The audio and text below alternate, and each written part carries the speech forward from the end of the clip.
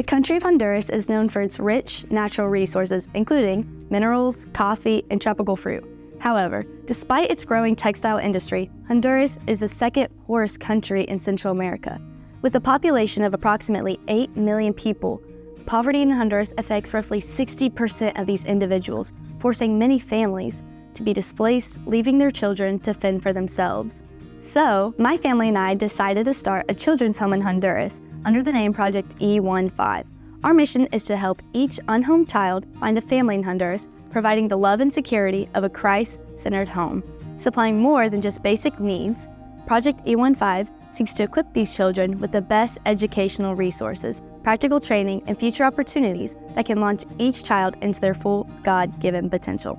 Thank you, Mr. Martin, for sitting down to talk about Project E15. What is the story of how Project E15 came to be? In 2020, I got the opportunity to go down there with my daughter, serving in one of the orphanages. One of the big problems I saw was when a child turns 17 and a half, they are released from the orphanage. They are no longer allowed to stay, and they are put back on the streets. And Honduras has very little jobs. They have a really bad economy. And so we went to the board and we asked them if they would start doing some programs to help these kids. The board of directors told us no. And so my wife and I said, we will give you the money if you will put a program in place, and they still told us no. At some point, God put a vision in our heart to start this children's home that we call Project E15. The purpose of the home is not only to get kids off the street, but really with a mission to launch them well. Project E15 is a children's home. Our children's home is in a community called Titumbla,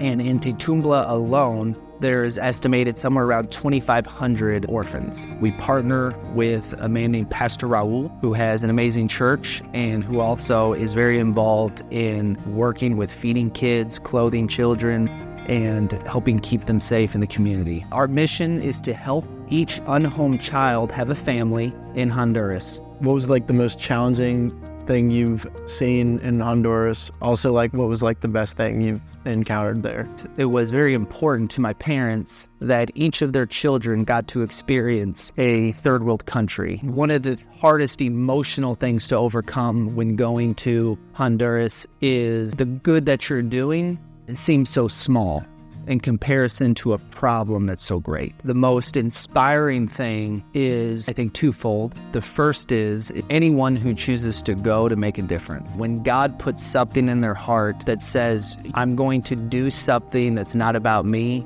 and that's about the kingdom. When you're in the country, or when someone goes to the country, I think the most inspiring thing that they see is, despite all the sadness and depressing environment around them of just poverty, the people that are still there are so filled with joy. There's just this contentment. How can someone my age, or just people in general, get involved and donate or help? The inspiration and connection that a Honduran feels when an American comes, and it brings hope, just our presence.